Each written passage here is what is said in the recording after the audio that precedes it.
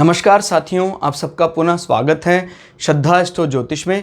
आज हम लोग कवर करने वाले हैं कुंभ लगन की कुंडली में यदि बृहस्पति चतुर्थ भाव में बैठे तो क्या फल है। हम ये भी कह सकते हैं कुंभ लगन की कुंडली में वृषभ राशि का बृहस्पति क्या फल देता है। इससे पहले हम लोग चैनल में सूर्य, चंद्रमा, मंगल और बुध की रिकॉर्डिंग कंप्लीट कर चुके हैं। कोई भी व्यक्ति भृगु सरल पद्धति को आधार बनाकर ज्योतिष को सीखना चाहता है, हमारे चैनल को सब्सक्राइब कर सकता है। हम जल्दी ही सूर्य से लेकर राहु केतु तक 9 के 9 ग्रहों का 12 अलग अलग लग्न की 12 अलग अलग राशिफल को अपलोड करने वाले हैं। इस अपलोडेशन को टाइमली पाने के लिए बेल आइकन दबाएं ताकि आपको सारा अपलोडेशन टाइमली मिल सके। मेरा नाम है सनत कुमार वाजपेयी। 15 सालों का अनुभव मुझे साइंस एंड एस्ट्रोलॉजी में। हमारे बारे में और अधिक जानकारी के लिए सिंपली गूगल करें, सनत वाजपेयी लिखें या हमारे यूट्यूब पेज पर सर्च करें, आपको हमारे लिंक, कॉन्टैक्ट डिटेल्स मिल जाएंगे। शुरुआत करते हैं आज की क्लास का।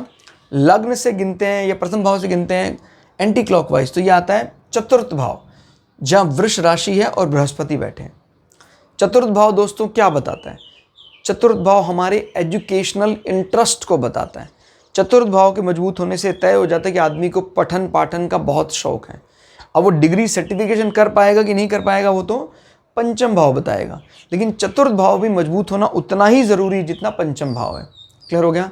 चतुर्थ भाव हमारे एग्रीकल्चर में इंटरेस्ट को, एग्रीकल्चर, लैंड, भैंस, गाय, पशु रखना और दूध का व्यापार, इस प्रकार की सारी बातें, माँ के साथ संबंध, हमारा खुद का मकान, वाहन कैसा होगा, ये सब हम चतुर्थ भाव से देखते हैं। इनफैक्ट हमारे जीवन में ओवरऑल मिलने वाले सुखों के लिए चतुर्थ भाव की मजबूती देखी जाती है।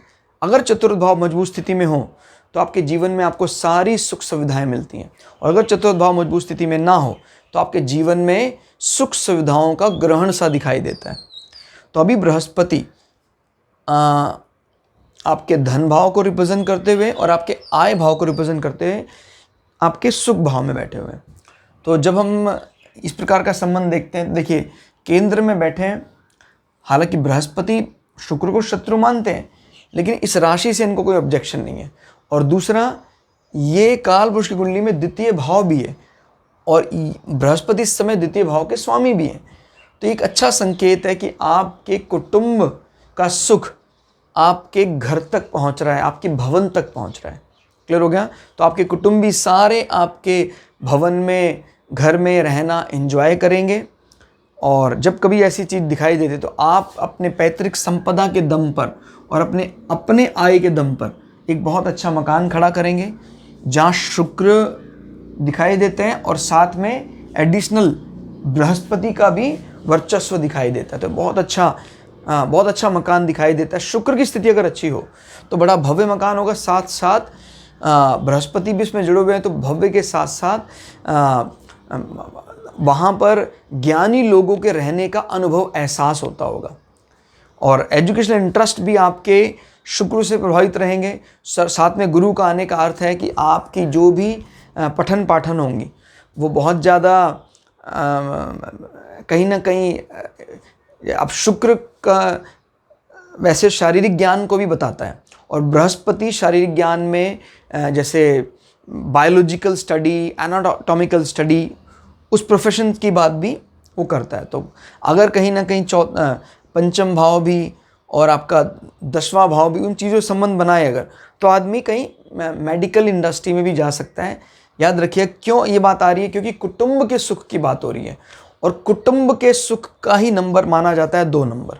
तो 2 नंबर शुक्र के उस फेमिनाइन पार्ट को बताता है, सेक्सुअल ऑर्गन संबंधी कोई अध्ययन इस प्रकार की बात बताता है जो एनाटॉमिकल स्टडी में हमें पढ़ाया जाता है, वो बायोलॉजी का पार्ट। और बृहस्पति वहाँ पर बैठकर पूरी तरह से उस स्टडी को ज्ञान से, बुद्धि से इसका संबंध जोड़ देता है। क्लियर हो गया? बृहस्पति यहाँ बैठकर आय भाव को भी सुनिश्चित कर रहा है, यानी आपकी आय में एक अहम भूमिका निभाएगा आपका मकान, आपकी माता। इसी प्रकार से आपके प्रॉपर्टी में, फिक्स्ड एसेट्स में माँ की अहम भूमिका है। यहाँ से देखते हैं 1 2 3 4 5 6। जब कभी भी हमें अपने लाभ संबंधी विषयों से कितना लोन लिया जाएगा वो देखना हो तो चतुर्थ भाव से देखा जाता है, या आपके बड़े भाई, बड़ी बहन या आपके फ्रेंड्स किसी रोग बाधा में पीड़ित हो सकते हैं क्या, उनको कोई लोन लेना हो सकता है क्या, ये सब चतुर्थ भाव से देखा जाता है, क्योंकि वो 11वें भाव से छठा है और 11वां भाव हमारे भाई बहन का है, बड़े भाई बहन का और हमारे फ्रेंड्स का है। तो बृहस्पति भी यहाँ है, अच्छी स्थिति में बैठे हुए हैं, तो आपको वो तो कोई संकट दिखाई नहीं देता है। क्लियर हो गया। फिर बृहस्पति की दृष्टियाँ हैं 3, 5, 7, 9। तो 1, 2, 3, 4, 5 बृहस्पति की ये दृष्टि बताती है कि कहीं ना कहीं आप की माता, आपके घर का संबंध आपके ससुराल के साथ है। और ये दृष्टि ये भी बताती है कि आपके आयु को बढ़ाने में माता, बृहस्पति, आपके घर, ये सब महत्वपूर्ण भूमिका निभाते हैं कि भाई आपके घर की सुख सुविधाओं से वो जो हॉस्पिटैलिटी, केयरिंग नेचर आपके घर का है, वो जीवन में कोई भी बाधा अगर आती है वो भी दूर कर देता है। इतना अच्छा आपका मकान, घर है।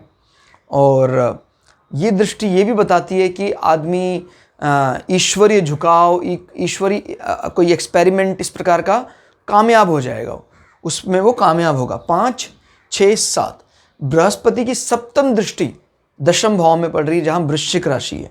तो बृहस्पति यहाँ बैठकर आपके कर्म क्षेत्र को बढ़ाने का काम करेंगे।